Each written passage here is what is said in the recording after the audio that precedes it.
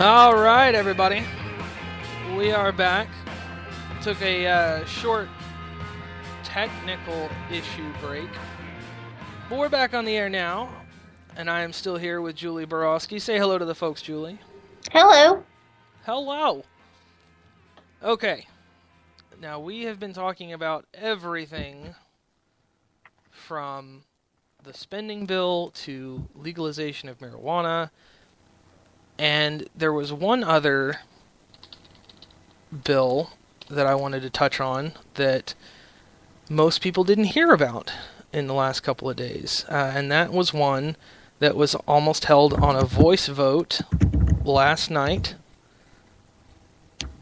in the House of Representatives, and only the truly liberty-minded people even saw it coming, and even then, there was not enough time for anybody to whip votes into shape. That was the Intelligence Authorization... I can't even speak English.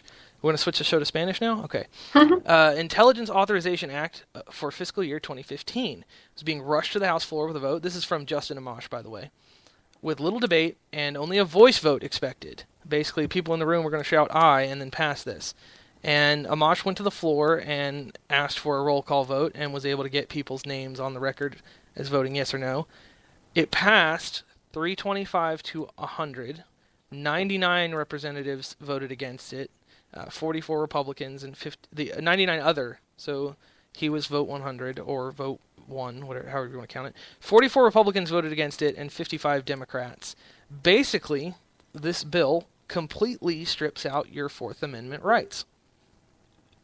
You've got a section in it, Section 309, for all of you politicophiles that are going to be reading it. It authorizes the acquisition, retention, and dissemination of non-public communications, including those to and from U.S. persons. Basically, they are allowed to get your text messages, phone records, email streaming, cloud data, anything you're doing in the digital world, they are allowed to take, and it's now legal for them to do so without a court order. And not only that, the bill allows for them to share that information with law enforcement without a court order. It's called H.R. 4681, for those of you who want to go take a look at it for yourselves. The Senate inserted the provision into the Intelligence Reauthorization Bill last night. So there's no way that it's not going to pass at this point. And so it looks like it's pretty much just bound for Obama's desk, and whether or not he's going to vote against or not sign it or veto it is in his ballpark. But if we've seen anything from this president, we know good and well that he is going to sign it and be done with it, because he has been on the anti-Snowden side from the beginning. Julie, what is your take on this thing? Justin Amash is awesome. He's such a pain in the butt to GOP leadership, which is wonderful to see. This is a bad bill. He said on his Facebook page, it virtually unlimited access to the communications of every American the executive branch would have. That's scary. I mean, what's happening right now is scary, so they're going to give even more power to search through our stuff without even a warrant. I mean, what? They claim they want NSA reform. Congress has been talking about it. Obama's been talking about NSA reform. And then they go ahead and do this to grant even more power. Makes me think just a little bit they aren't serious about this. And Obama, remember in 2008 when he was running for president, he talked about he wanted to get rid of the Patriot Act. He wanted to get rid of warrantless searches. All this great talk. What has he done? He has done nothing. If he signs this bill, I mean, I don't know why any liberal who actually cares about civil liberties is still defending him at this point. They don't have ground to stand on. No. I mean, don't get me wrong. I've given him props where it's due when he makes pretty words, but in terms of actions, this is what we're getting. We're getting stuff like this, and I feel like this is a final nail in the coffin for any chance that he claims his campaign promises are being fulfilled when it comes to liberty. I don't think he's got a foot to stand on. I think he's in sand. And it just kind of blows my mind that so many in the House especially were okay with just wiping away the Fourth Amendment. Or excuse me, Fifth Amendment. I mean, searches and seizures. It just blows my mind. I mean, excuse me, Fourth Amendment. I was correct. Fourth Amendment. Yeah, and I'm second guessing myself here because I'm so angry about this bill. and I mean, let's have a Bill of Rights lesson here, okay? We'll read the original text and we'll just do it that way, and we can be done with it. The right of the people to be secure in their persons, houses, papers, and effects.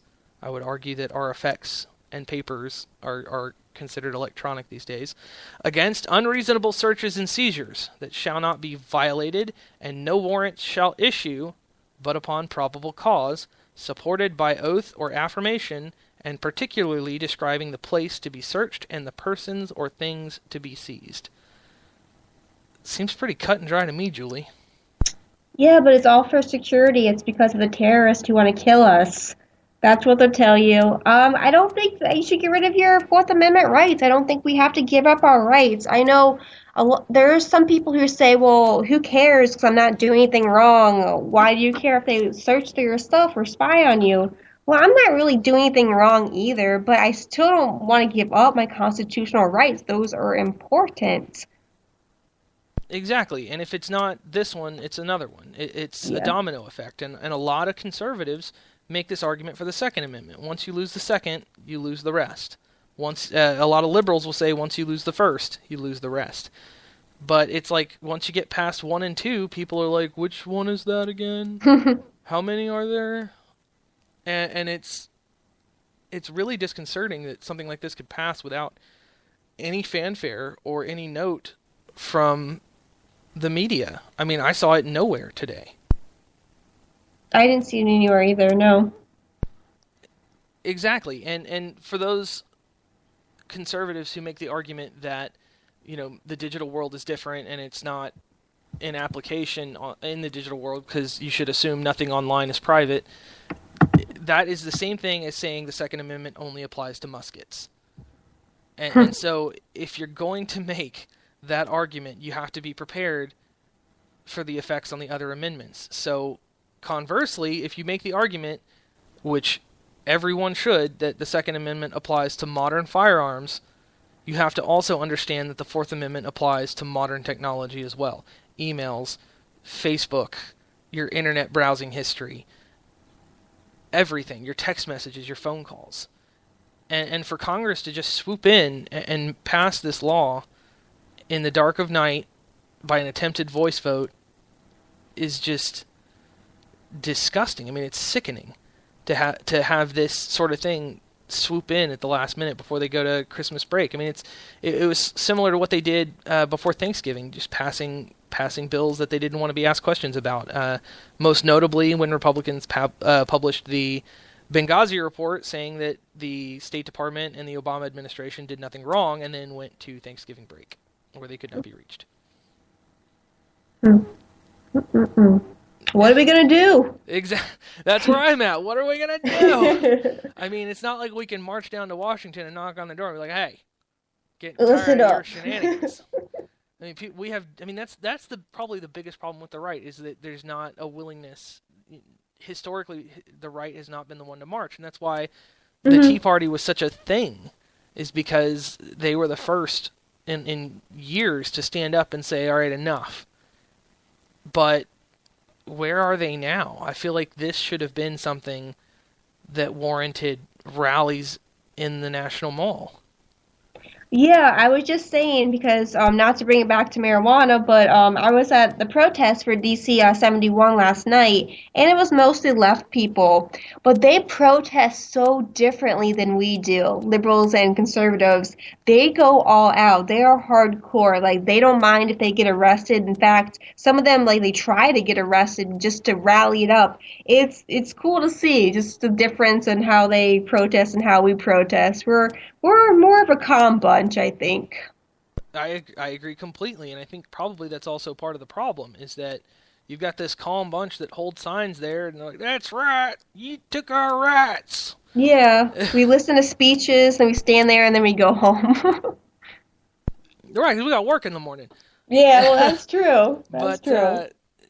it's this is just one of those things where I do this almost every episode, but I'm going to do it again because it needs to be done.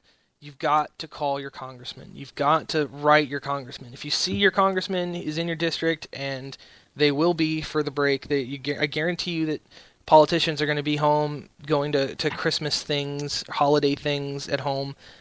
Go seek them out. Find them and ask them why.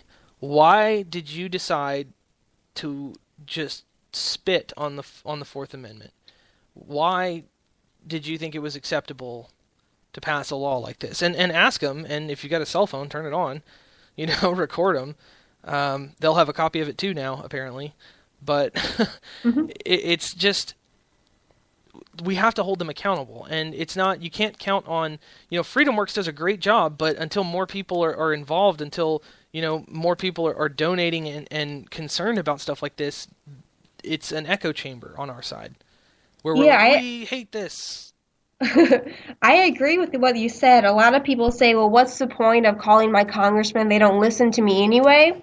I get that, but actually it can help because I know people who work on the Hill who answer the phones and they have to record when people call. So they have to see, who's in favor of this bill, who's against this bill, and that actually does go to the congressman. I would say be polite because oftentimes when you yell at them, they probably won't record it because they'll just get mad at you. But it really does make a difference. Emails and letters don't work that much because usually they just get tossed away or not read. But phone calls are really just the way to go. If you look at CISPA and SOPA, if you remember those internet regulations, that was huge. The phone calls, those really did help stop that. So it does help sometimes. Agreed. And honestly, what's it harm to take 5 minutes to call your congressman? I mean, the phone banks are hardly ever jammed. I mean, you may have had them jammed with this spending bill, but on a normal day, you can call your congressman and you can Yeah. talk to his staffer right then. And if you're lucky, you might even get the congressman. But Hmm. it's not that hard to reach out and get your name on the list as for or against something. And that really is the only way to put pressure on them in terms of what's going on at home. And if they are stirring the hornet's nest by what they're doing in Washington, they'll tone it down. I mean, you can't count on them. Well, I pulled the right lever and they need to do what I say. It's not, that doesn't work that way. The vote is what they get in reward for what they're doing. And you can't use that as the sole punishment either because then they don't have any context. You have to call them and let them know. You have to tell them. They can't just divine. They're not going to check your Facebook page. Let's be serious. You can't post Oh. an angry status and then the world will just know how you feel. I mean, it's great Oh. you get 100 likes, but unless your congressman's reading it and saying, "Oh, 100 people, that's a big number for my district," you're not going to get the traction. So it's so important to call and let them know, or stuff like this happens and it goes unnoticed. Yes. Yes, yes. Um, so again, ladies and gents, I highly recommend you go like Justin Amash's page on Facebook because he posts all of his votes and explanations, so you don't have to wade through the jargon. I mean, you can listen here, and I'll try to talk about what I can, but he posts them all, and so they're all up there for everybody to see. And I recommend going and liking his page so you can kind of see what's going on. And that's really it. That's what you need. You need to see what's going on and call them and let them know. And like Julie said, that's how CISPA was stopped. That's how the internet has remained a semblance of free for the moment until they try again and again and again. But you have